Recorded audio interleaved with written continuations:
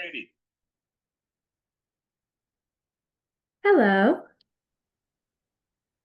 Hi, Katie. I'm John. It says I'm Zoom to at wellingtonct.org, but that's because that's how I have to log in order to get the meeting going. How are you tonight? I'm doing well. How about you? I'm good. I'm just catching up on a couple of things. I have to print out a copy of the agenda so that I have that in front of me. Give me a moment, Perfect. please.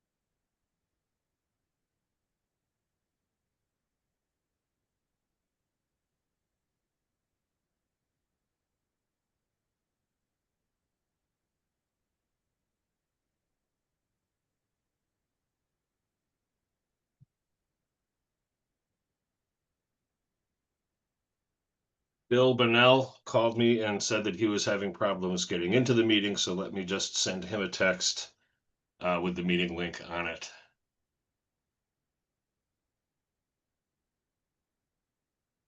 And then we'll And go I ahead and don't start have it. Bill Luschon's number to call him. I think I have it. Let me Okay. Well, take your time there. Okay. I'm here, John.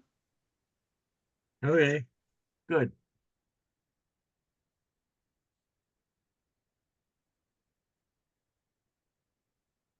Okay, I just sent the link to Bill. All right, we have Don, Bill Luschon, Steve Ozier, and Katie Meter. So I will call to order. Bill will be joining us shortly, I'm sure. Welcome everybody to the this meeting of the Wellington Sustainability and Energy Committee. It is Monday, November 10th, 2025, 7:03 p.m. The meeting will come to order. We do have a quorum present with 4 present members on the committee. 3 of us are here. That gives us a quorum. We have present to speak, but I don't know that anyone is really here for present to speak because the 2 people that are visiting with us tonight are on the agenda. So I would like to get right into the agenda, but I might want to change the order around a little bit. I know, Katie, you said that you need to be somewhere at 7:30, correct? Yes. Okay, so I will make a motion that we change the order of the agenda to put item B under old business first. That was my task to get somebody from Sustainable CT, and has succeeded. Look, so can I get somebody to second that we put that item B first and then move on to the rest of our agenda? I second that. Okay, thanks, Bill. Motion has been made and seconded. Is there any further discussion? No, Okay, hearing none, we will proceed to a vote. All in favor of making the change to the agenda, raise your hand, say aye. Aye. I, I believe your hands are raised. Motion Yep. carries unanimously. Welcome, Katie. How are you? I'm doing well. I'm super excited to be here tonight. Terrific. We're glad you're here. Tell us about Sustainable CT and what you guys can offer Wellington and how you can help us. Our mission is advisory in nature. We can just advise the local boards about what we think is in the best interest of the town and the environment and every other thing that we can think of. So if you could tell me a little bit about Sustainable CT, or tell us, I'm sorry, a little about it. Sure. I have a quick presentation. I just think some visuals are helpful. So if I can share my screen while Sure. I talk. Oh, actually, I can't share my screen. Is it possible to turn that on? I If not, I can believe just I talk. believe I can allow you to share. Hold on. No, I don't want to share mine. Come on.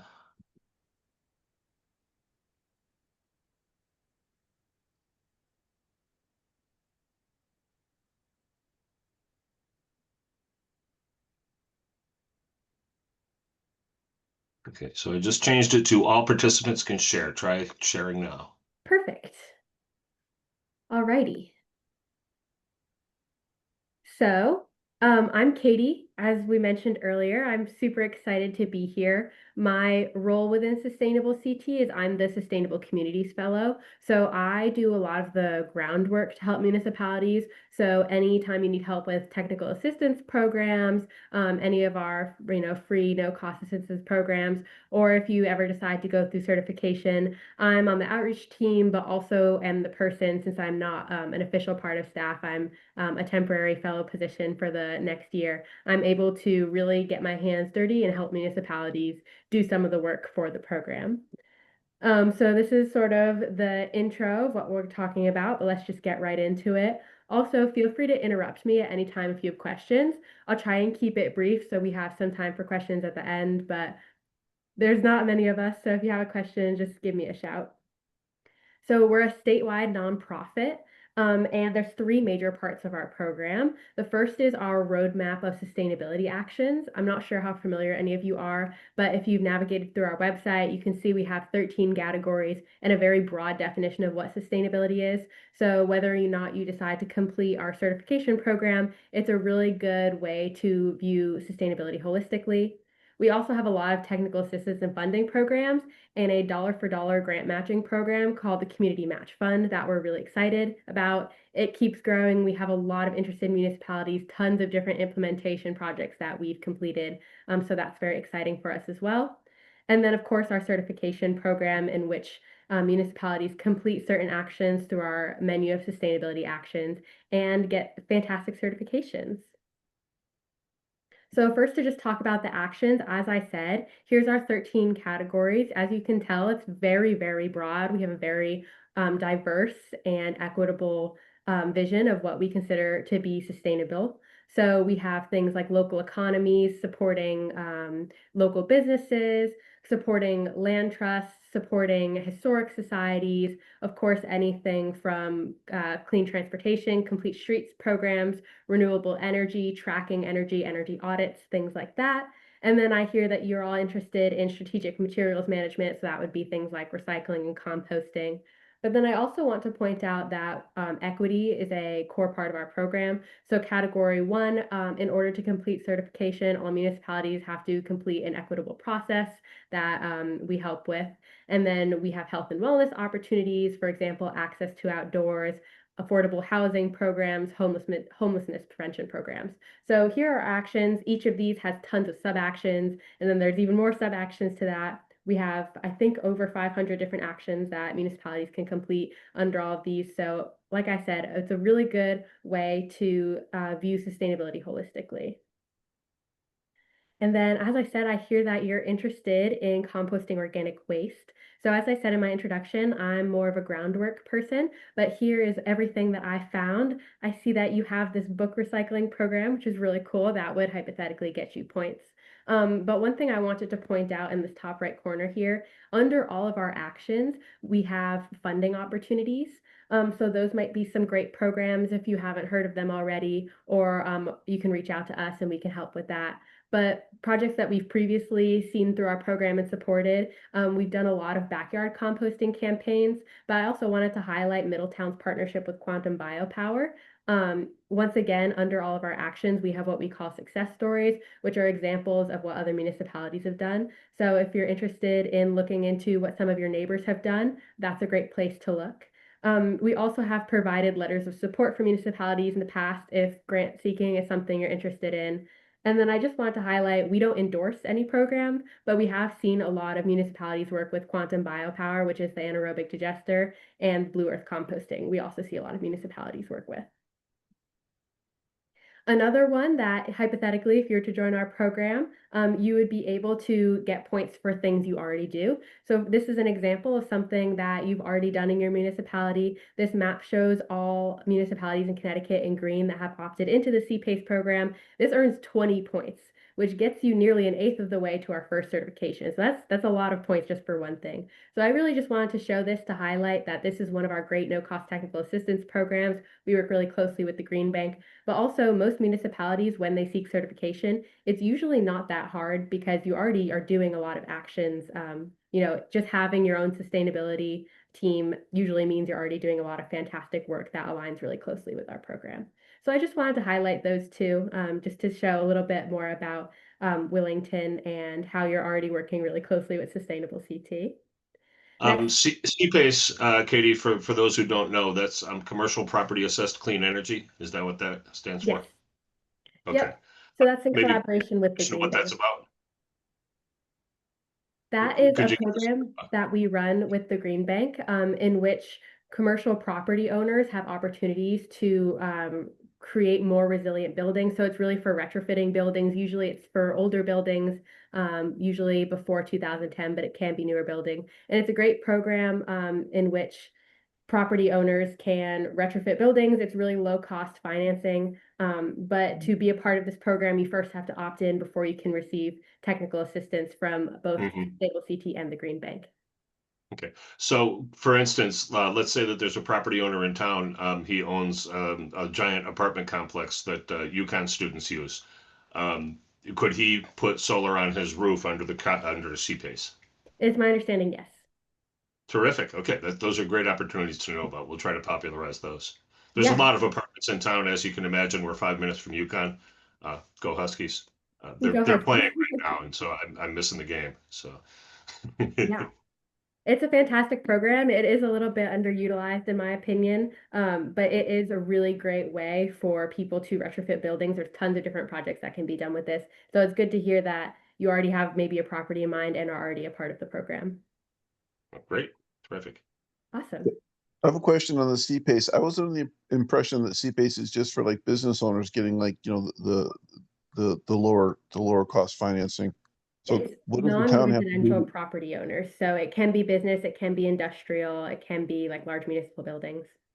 Okay, so I'm just wondering, when you said if Willington, to get the 20 points, we would just have to have someone in town be a part of the CPACE program?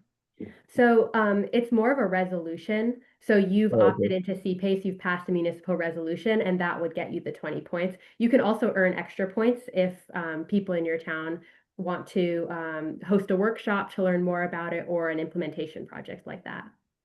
Okay, so, but currently right now, if someone in town wanted to take place in the CPACE program, there's really nothing preventing them, right? Nope. All you have to do is reach out to the Green Bank. Yeah, super Yeah. accessible to anyone. I think we need to really popularize it and let people know that it exists. I think that a Oh, lot of yeah. people aren't really aware of it. It's Yeah. it's a really good deal. It's been around for a while. Yeah. Part of my position in Sustainable CT is I'm actually the connector person between a lot of municipalities and the Green Bank. So I'm also happy to connect you to the Green Bank if you're interested in doing a CPACE program in the future. It's super easy to get started. You just need to find a time and place, figure out what your audience is, and then the Green Bank comes in and they have excellent experts that can come and educate your eligible property owners. Well, we happen to have our new library director on the meeting tonight too, Steve Oshier. Steve is very interested in using a south-facing roof on the Willington Library that has a parking lot immediately to the south of it. So even though there are tall trees, there's sufficient distance away. I don't think it'd be any kind of a problem. That roof looks great for solar. Yeah. Could probably get about 40 kilowatts up there of Wow. capacity. So that would be a significant help on the library's electric bills.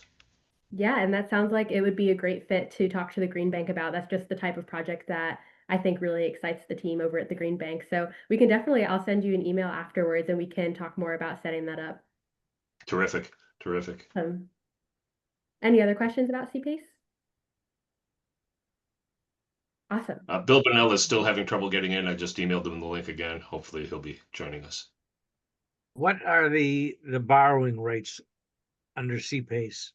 Do you know? I believe it's between 4.75 to 5.75%. And the term rates are 5 to 25 years. Thank you. Yeah. I'm also happy to send out resources from the Green Bank. The Green Bank has a lot of resources on their website, and sometimes it's hard to sort through. So I'm happy to send what I think are the clearest cut one-page flyers about it. Yeah, please do. I think we'd like to put those on the committee's website at Town Hall. So perfect. Please do. Yeah, that's great. Awesome. That's really exciting to hear. I was under the impression, maybe it's still the same with CPACE, when people take a part of that program, somehow it doesn't like what they pay for property taxes. There's something with the property. It is property assessed. Yeah. No, Yeah. but I thought, yeah, because I think for businesses it was beneficial because they could basically, the payments are like basically off the property taxes or something. I can't remember the specifics. Right. Well, what's really neat about it, Bill, is if the business owner sells the building, the property assessment goes with the building. He's no longer on the hook for the payments the new owner Gotcha, is. okay. Thank you. And it's on the new owner's taxes that's how it gets paid back. It's a really beautiful system. It's well thought out and just great. Yeah, it's a great program, and Peter Ludwig over at the Green Bank, he's usually the expert that comes in and does those CPACE presentations. He's fantastic, and he's the person that works directly with business owners to really make sure that they have that tailored experience and know exactly what's going to happen and plan for the future with them and all of that. Great. Awesome. All right, so back to Sustainable CT. So one of our technical assistance partners is the Green Bank. So that's the type of thing that CPACE would fall under. As you can see on the bottom left here, we do have a lot of other technical assistance partners. We work really closely with the Nature Conservancy, Yukon Circa, Yukon Clear, Main Street, the placemaking organization, Eversource. So if you decide to become involved with Sustainable CT and register as one of our communities, you would get access to all of those free technical assistance partners, which of course includes the CPACE program. But also I wanted to highlight that we have equity coaches. These are people that we pay for, so they're free of use to town, and they're fantastic for developing equity statements, equity toolkits. They're really helpful a lot of the times when towns work on their POCD, things like that. We also have tons of workshops and trainings, both that we do ourselves. We have monthly ones that we do, but also we just have a really good access to a lot of the ones across Connecticut. I feel like Sustainable CT is a pretty central hub to find any sustainability related workshops and trainings from a really wide variety of organizations. And then what I think is the best program, although I might be slightly biased because I'm a part of it, is the fellowship program. So we have 2 fellowship programs. My position is a year-long position in which I work really closely with the Green Bank and then also with Sustainable CT, like I said, to do some of that groundwork and outreach with municipalities. But then we also have 11 students come and join us over the summer, and they do the same thing. So throughout the summer, they help with sustainability initiatives, and it's really great. It's an opportunity for municipalities to just have an extra helping hand to do some of the work for them. And it's a paid fellowship by Sustainable CT. And the fellows have excellent training, and it's a fantastic resource to get some extra hands on any sustainability projects. I also wanted to highlight our Community Match Fund. So this is our grant program. It's really, really easy and flexible. There's no deadlines. All you have to do is set up meetings with Summer, who's one of our program assistants. And it's really for anyone within the community. So I know you were saying earlier, John, that you're more of an advisory role to the town. This is something that your organization could apply to. So it's not just for municipalities, but it's a crowdfunding grant, and we match dollar for dollar anything that is raised on our website. And it goes up to $6,000. And we have invested over $4.7 million in over 350 community-led projects. This is a very successful program of ours. We're really happy about it. We've had some fantastic projects. We've had some recurring projects. And then this is a screenshot of an example of what our funding page looks like, and just a great example of a project. So I also wanted to highlight this. In order, once again, to access the Community Match Fund, as well as things like CPACE, Wellington would need to register for Sustainable CT, but that process is super free and easy. And then once you have access to that, once again, all of these programs are also free to access. The last and the biggest part of our program is certification. So certification is when you follow that roadmap of those 13 categories of sustainable actions that I showed earlier in the presentation. And this is what most of the communities that are involved in our program do. Recently, we actually just announced that there's a prize. It used to just be sort of bragging rights or brownie points to get certified, but now there is also a financial incentive. And this is honestly what most of my work does, where I'm helping municipalities do this. So as you can see, we have 3 different levels of certification. All of them involve completing our equity toolkits, because like I said, equity is an integral part of our program. And then of course, different numbers of actions. The more you do, the more points you get. And this is a fantastic part of our program. I think it's a really good way to involve different organizations within a town. So instead of it just being, a town planner or an environmental planner working on some sort of sustainability initiative, you really need to work with multiple and often nearly the whole town in order to become certified. Even if it's just sending an email from someone to get a document, it's really a townwide effort. So I think a lot of the reason that our municipalities like to do this is for that collaborative reason. And like I said, we are very, very excited to announce that for the next 3 years, anyone who gets our climate leader designation, which is another part of certification, will be eligible for splitting the $100,000 grant that we got with the other climate leader designees.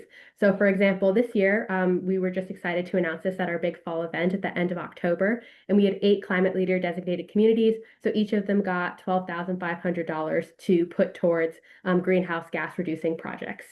And the Climate Leader designation is a fantastic program. It's an add-on to certification, and it really targets that greenhouse gas emissions and resilience buildings. So it's certain actions within our action roadmap that apply to this.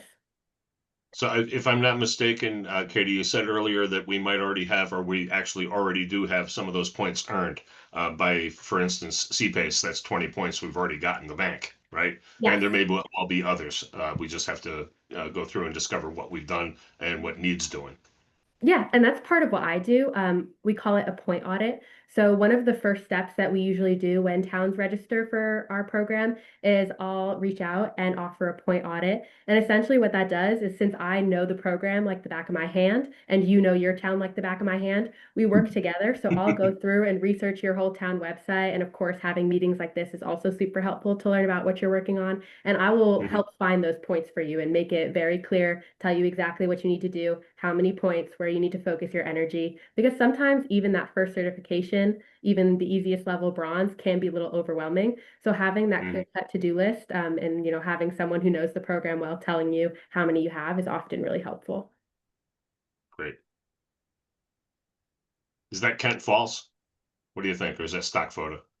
Oh, shoot. Let me go back. I bet it's Looks like Kent Falls. Yeah, it definitely is. And then, of course, a big part of certification is the recognition. Like I said, we now have that $100,000 grant for the next 3 years. But a lot of the times, one of the biggest benefits of our program is learning what other municipalities do. So, for example, when I heard that you're interested in anaerobic digesters, Sustainable CT has years of logs of what other municipalities have done. So if that's something that maybe Wellington isn't sure how to start or what grants to access, one of the great things about our program is that we do a really good job of highlighting the achievements of other towns so that you can learn from them. And all that information is on our website. And I think that's a really great part of our program.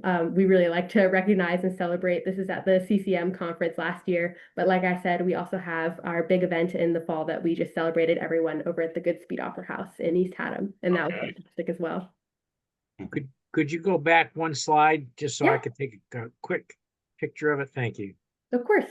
I'm also happy to send out this whole presentation afterwards too. Okay, I'm all set. I got it. Awesome. All right. Lastly, the impacts and the benefits of our program. I feel like it really speaks for itself. I mean, all those free technical assistance programs, the roadmap of different certification actions that you can do, and of course, our grant programs is fantastic. But of course, we have to show off our statistics.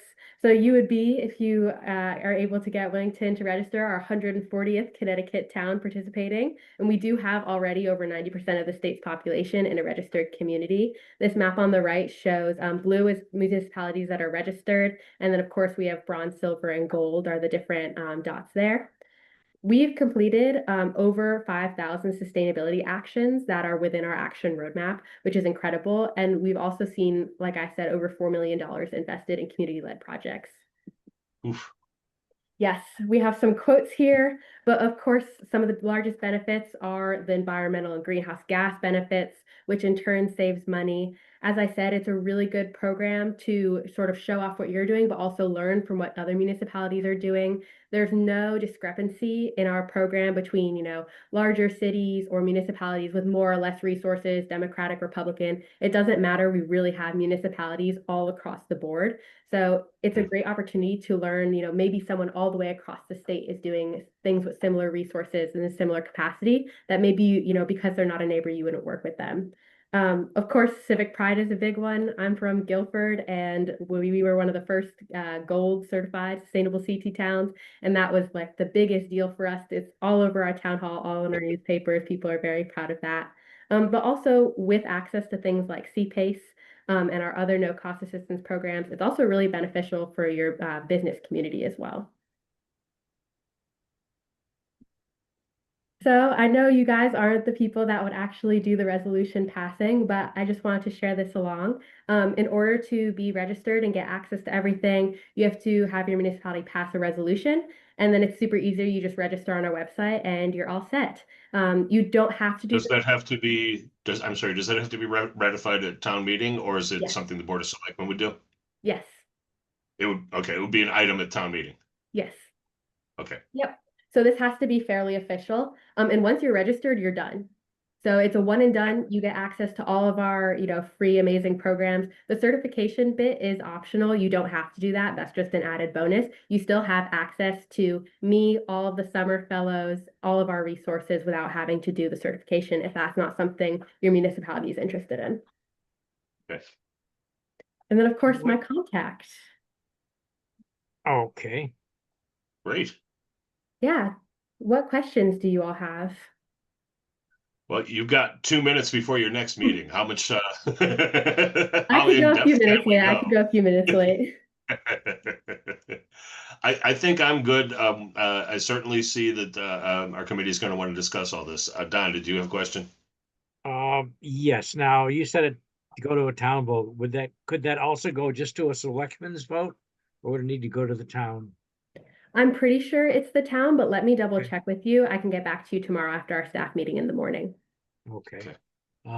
That, and as the housing authority chair, we're doing a large PV system and then probably heat pumps, air to water heat pumps possibly, and maybe batteries, but I can't justify them unless maybe we can bring in some of that one-to-one financing or something. So I have more questions than answers, but I'll sit on those, and maybe we should just have another discussion offline or whatever. But Yeah, I think, Katie, this may be an ongoing relationship for a little bit. We might want to bring you back a few times. But I'd this be is happy to. yeah, this is tremendous, tremendous information. I'm really pleased with it, and hopefully we can take advantage of it. Yeah, of course. And that's what we're here for. We love it when municipalities use our resources because then we get to go to our sponsors and our grant funders and say, look at how much everyone's using it. So we actually love it when people We use have our another, resources. right? Yeah, exactly. All right. and as the housing authority, we'd be considered a municipality for the sake of some of this discussion. What do you mean? The housing Well, authority? we're a quasi-governmental, we're the housing authority, and we manage low-income housing in town. But Yes. a lot of your references were to the municipality, and we're not the municipality. We're a quasi-municipal entity. So a lot of the people we work with are those quasi-municipal entities. We work with a lot of sustainability initiatives. For example, a housing authority, just the fact that you have an active one would get you points towards our program. So it is very involved, but our program is geared towards municipalities. The people who get certified are the municipalities. However, that doesn't mean that they're the only people that get to use our resources. Okay. But in terms of certification, that's who it's aimed for. Yeah, and our library is in the same boat. It's also a quasi-public. It's a 501c3 and a public board. So, yeah. All right. Katie, thank you so much. Unless there's any more questions, we can let you go and you can be on time. So I appreciate it. I will make sure to send you all the follow-up information I said, and I look forward to chatting again sometime. Great. terrific. We'll be in touch. Thank you. Absolutely. Thank you. Thanks so much. Bye.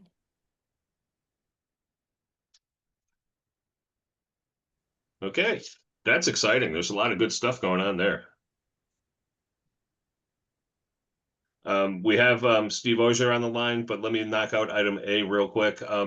I'm still waiting for adequate numbers in order to really flesh out that future fossil fuel installations letter that I want to create. So that's kind of on hold. Let's just leave it on hold for next month. Yep. Moving on, Steve, welcome. How are you? Good, and sorry I can't get my camera running. It came on initially, and then my laptop is saying it can't find my camera, so you'll get my voice, but we just saw each other a couple hours ago, so Yeah, yeah. I was just at your desk, so yeah, we're good. Um, so welcome. I understand that your interest is in that south-facing roof on your library. Am I correct? Yeah, correct. That's something that in the current 5-year capital plan, there was money allotted for a roof assessment. And as a part of that, I would like to see options out there to maybe get it into the capital plan to, if that roof is either in good shape, great shape for a long time, or if it was going to be replaced, try and get a portion of that project then to be folded into a a solar array, knowing that, we're, like you said, a 501(c)(3), we're quasi, independent. And Mhm. obviously last year's budget, we kind of took a bit of a hit. So trying to find ways to reduce some of our costs so that when we go to the town for any budgetary needs, we can be as self-sufficient as possible. Yeah, what we would need to do, Steve, we need to look at your electrical bill for one thing to find out what you're paying for per kilowatt hour for electricity. Your facility might also have demand charges on the bill, which are a very different animal.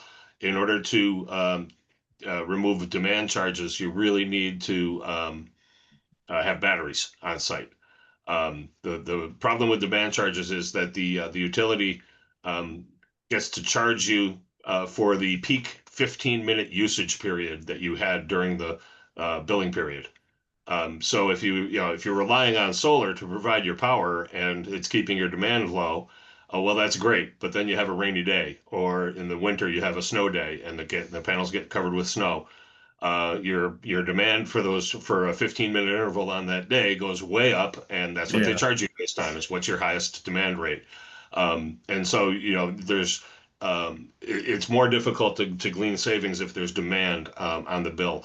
I believe I've seen the library bills. I don't remember. I think I asked for them a couple of years ago from our business agent in town, but that would probably be the first steps would be to get the folks we were just talking to involved, to get Yeah. Sustainable CT to help us out with the Green Bank information and all that for see what's possible at the library and what's going to is it going to have a significant impact on the bill? Can we say that the loan payment to pay for the solar is accounted for because of the savings on the bill, and then eventually you get free electricity once the loan is paid off.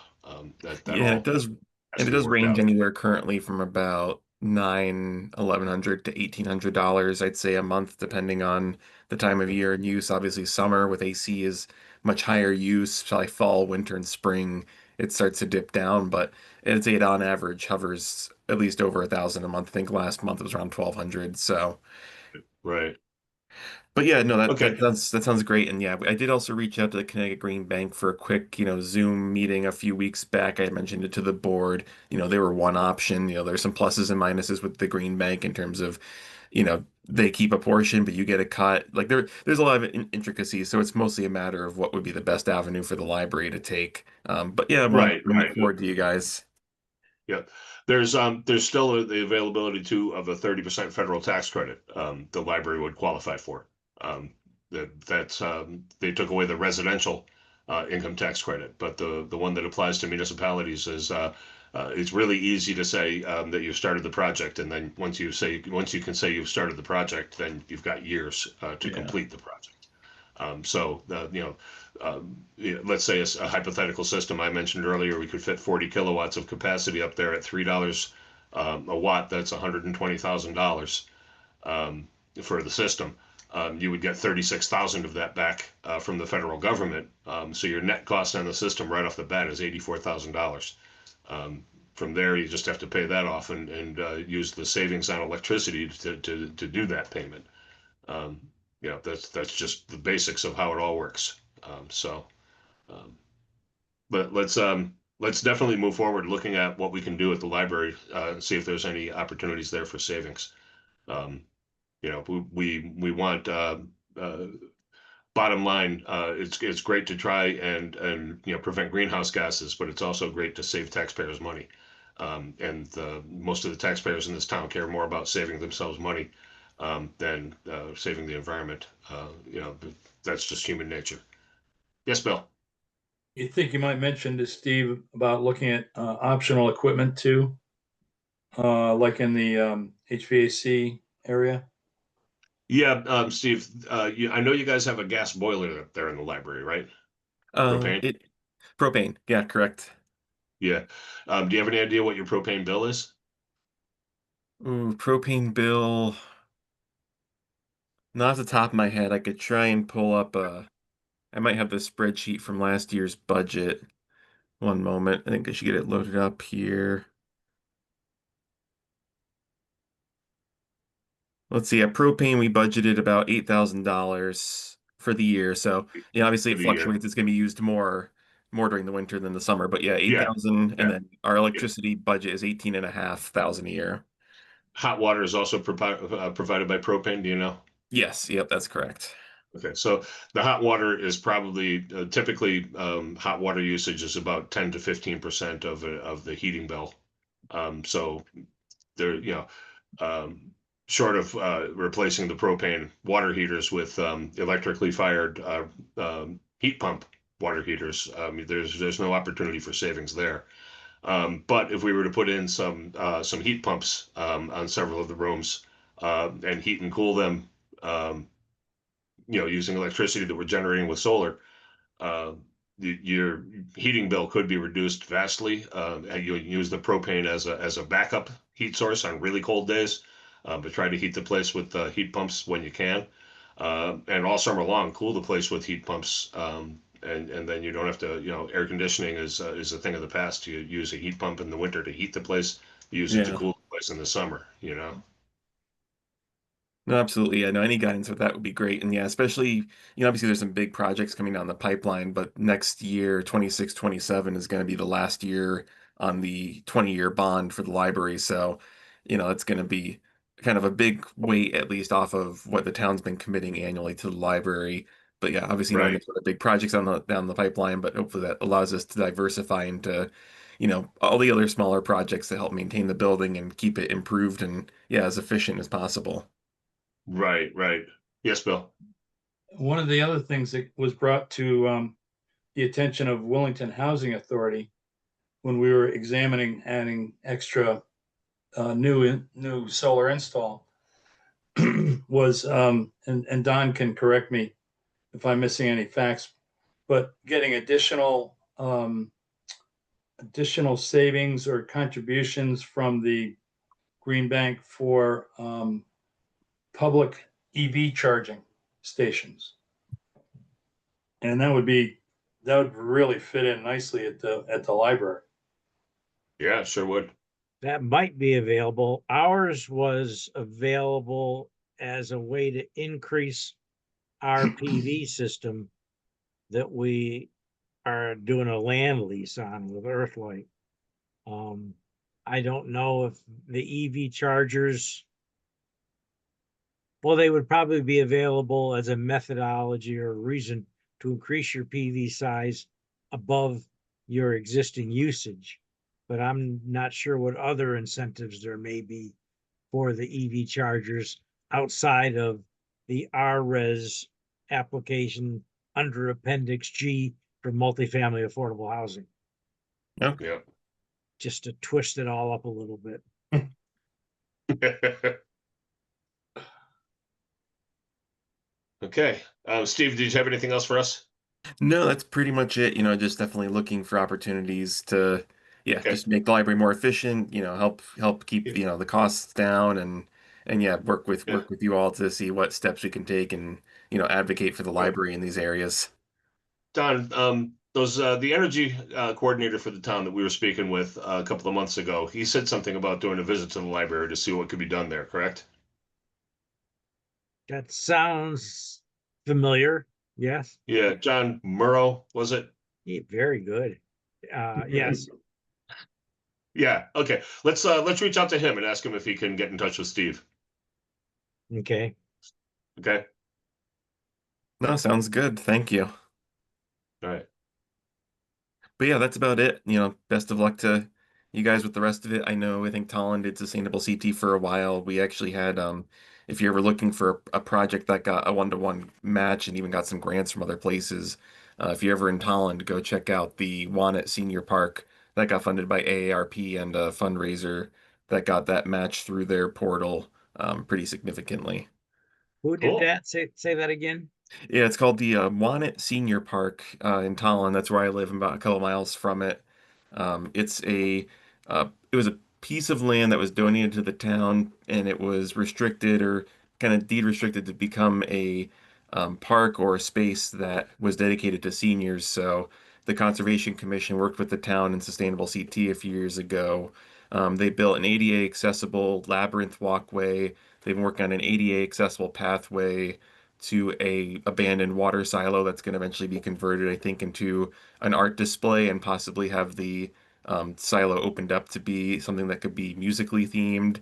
But they also have a pathway up to a few different seating areas, and eventually they're going to create a full pathway through a set of woods that'll be accessible. So, but a lot of the bulk work that started it and got it really going was from Sustainable CT, just as a neighborly example of a success with that Yes. project. With How do you them. spell that first word, Steve? Oh, Wanat is WANAT. Okay, thanks. And it's on, I believe, Sugar Hill Road in Tolland. And even recently, I serve as a steward for one of the trails in town, and we did a bunch of cutting of some dead trees, and they did a fundraiser.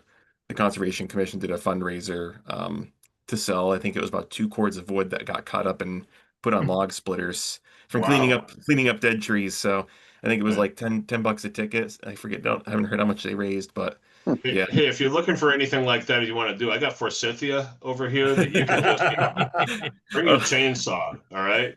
Both sides of the house. Kill all of it. My chainsaw's only electric. I just hauled the wood to Yeah, the people that split. Mine too. It works. Come on over. Forsythia. So John, for Steve, you're considering essentially the NRES program through Eversource potentially, and what are his Yeah. deadlines? Whatever makes the most sense, but the deadline is that you have to have begun the project, I think, by June 30th, 2025. And beginning the project means I asked Eversource to start the interconnection paperwork, basically. It doesn't mean a whole lot. 2025 or 2026? I'm sorry, 2026. Yeah, Okay. because that would otherwise be in the past. You're right. Yeah. So yeah, we have like half a year, 8-9 months to actually say that the project has begun. And beginning the project is like very, very simple. You don't have to do a whole lot to say it's begun. And then once it's begun, you have several years to fix it and still qualify for the tax credits. Okay. Nice. Okay. All right, Steve, thanks so much for attending. We appreciate you being here, and we'll reach out. John Murrow will probably reach out directly to arrange a time to come over and take a look at things at the library. Perfect. Sounds like a plan. Where to Right. reach you at the library, Steve? Your phone number or the library phone number? Yeah, you can call the library directly at the main line. Otherwise, I'll just put my email in the chat just so you can have a copy. But it's director at Wellington Public Library.org. And let me make sure I spell that correctly while I'm typing. Email is the easiest way to get to me because I'll my email's accessible from home too if I need to be, or with the weather or anything if I have to be working from home. So Yeah. that's the easiest way to get a hold of me. Otherwise, the main line at the library is, and just ask for Steve and they'll patch it back to me. Okay. I'm So, looking for Steve, are you going to get pictures with Santa on Thursday? I actually won't be able to, unfortunately. I am the Connecticut Library Consortium actually has an all-day vendor expo in New Haven at my alma mater where I got my master's. from about Okay. 8 a.m. to 3 p.m. So I will be on the road, and probably once I get wrapped up with there, depending on if there's any networking after, usually have like a cocktail or a social hour afterwards. I probably won't get Mhm. home until well past when you're already in the thick of it. All right, I'm going to put you on my naughty list. You're out drinking instead of coming and seeing me. So What's your I alma see how mater, this Steve? goes. I went to Southern Connecticut State University for my Go master's. Owls. Go Yeah, go Owls. Owls. Oh, owls. Yeah. But those poor girls got their Easters Yeah. handed to them the other day. Yeah. All right. Steve, again, thanks so much for being here. We'll be in touch about see what we can do at the library. Yeah, no problem. Have a good one. All right. Take care. All right. Good meeting, guys, so far, huh? Great meeting. Lots of minutes. Hey, Bill, what's your email? BLUCHON @gmail.com. Okay, great.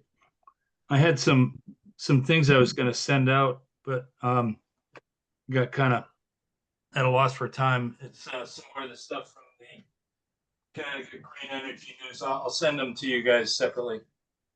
Thank you. Okay, couple of these items here, both D and E have to do with updating our webpage on the town's website, which has been completely and utterly 100% revamped. I have no idea how now I can go ahead and do that. I'm going to have to get in touch with the town business manager and find out all over again what we do there. So both of those, I think, can just be put on hold. Did anybody really want to discuss any of it? Or Just I think I have a briefly- cheaper brochure that I would put up there. Yeah. Just briefly, I attended the training session. Unfortunately, I slept through half of it. And our recording secretary attended the whole session and took a lot of notes and trying to put that in some sort of a format. So if that ever comes my way, I will pass it your way. Okay. And I Since don't think they recorded the training session they gave to us. I don't know why. Bill Lushan, did you have something? since Katie brought up the composting, I just figured I'd pass on that I did talk to Phil Jackson, and he's in the process of getting me some kind of quantification, whether it's bills or cartage or records or whatever, to try to follow up on that. I had another thought on that, Bill, as well. What if we made it regional? Maybe Wellington alone doesn't generate enough trash to make it worthwhile, but maybe Ashford, Eastford, other towns in the area might be interested as well. And then, the more stuff we compost, the better for everybody. But get them to bring it to us. Exactly. They'd still have to bring it to us. Maybe we position it over on the capital landfill off the highway where nobody's going to care about any odors that it might create. Well, not for nothing, but I think we're looking at a pretty minuscule potential for us, and looking at getting cooperation of other towns sounds even more minuscule to me. Yeah. Okay. Well, let's take a look and see what it looks like if we ever get some info on it. Yeah, maybe Sustainable CT can help with that. If we Yeah, they might be able to talk to us about scale, what's best. Yep. Okay. Is that it for organic waste? Yeah. All right. Discuss Don Berg's limited research on costs for air to water heat pump costs. Well, I sent out to everybody a copy of that article that was in Journal of Light Construction today. And if you didn't get it, let me know. I thought it was a well-written article. I got permission to reprint it, so I copy pasted it into Word and passed it along. Great. I don't know that I got to read the whole thing. Oh yeah. Well, did you see it come in? I did see it come in. Yeah. Okay, that's a start. Okay. Retrofitting. Um, Retrofitting. Is that it? Okay. Basically, I mean, I come up with costs for an air to water heat pump. I was reading today actually with refrigerant 290, you can get up to 170 degrees of outlet temperature. I imagine No kidding. the the COP drops because of that high water temperature, but Yep. still, that But I you can thought, still get it, and that's enough for baseboard. yeah, but I only read that in one source, and it may have been in that article. I can't remember because I read it again today. Okay. And it seems like the units are anywhere from $8,000 to 15 grand uninstalled. And that would be for like a 5 or 6 ton unit. But I think the reality is, I mean, I contacted LG and they offer theirs in Canada, but they don't offer it in the US yet.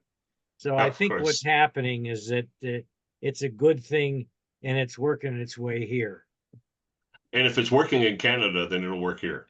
That's true. Yeah, and a lot of it is, the concept that from 35 or 32 or 40 degrees on up, it's an efficient heater, given our electrical prices, and below that, propane's an efficient heater. So I think, because I think we're only paying $2 a gallon for propane for town buildings, so pretty cheap. But so we're gonna meet with, well, we got a proposal from Eversource Consultants to meet with them and discuss several aspects of heat pumps and batteries at Wellington Woods. And they want to, they will front the first $5,500 of that engineering review, and we got to fund whatever extra there is. So we're in the process of negotiating that open-ended agreement that we haven't signed off on yet.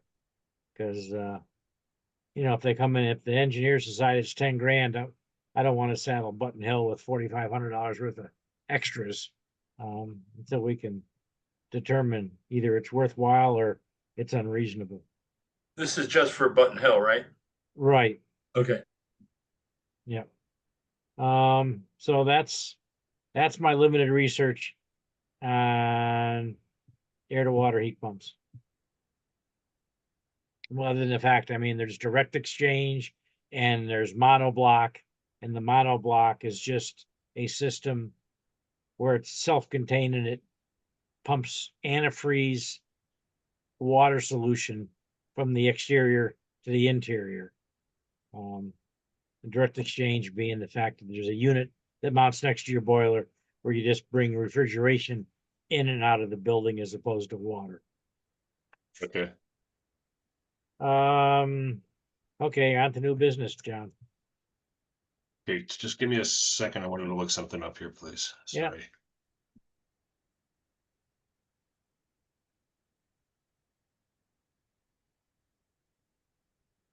I don't know why I put this one under new business, but that's where it Okay. got. It shouldn't be. Yep.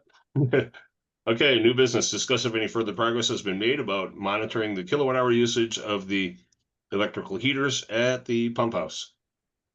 No. That was quick.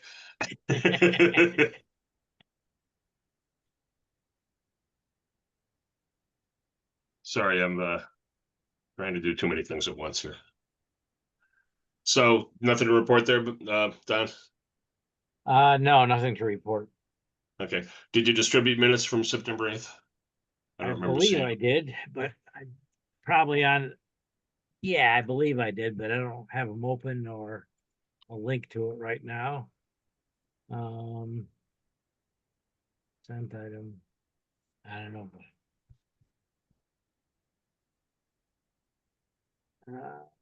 Draft of wise, right? Wise.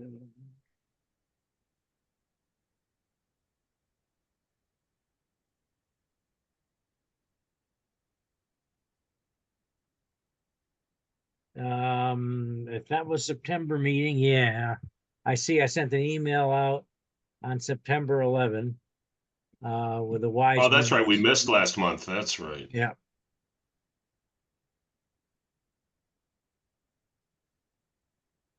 That went out at 9/11 at essentially 11 a.m.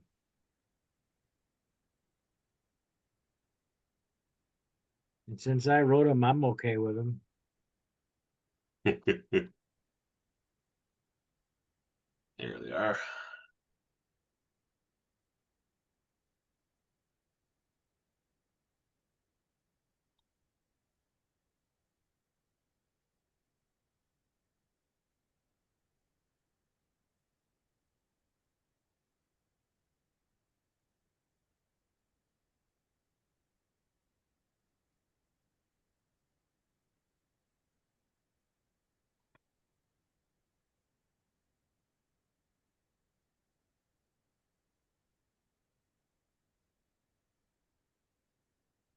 Okay, I move that the meetings be accepted as written.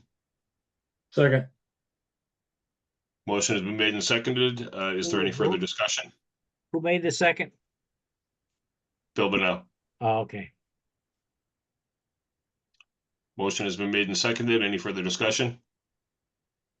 Hearing none, we'll proceed to a vote. All in favor, say aye. Aye. Aye. Motion carries unanimously.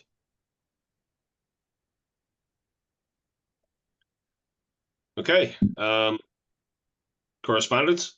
None, right?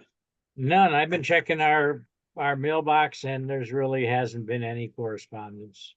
Okay, maybe I'll send us a letter. I don't know. And send you All right, all a fellas. thank you note. Motion to adjourn, Well, what time did we start? You know? 7:03, I believe it was. Okay. The Right now meeting should it's- be uploaded by tomorrow. Oh, yeah. Okay.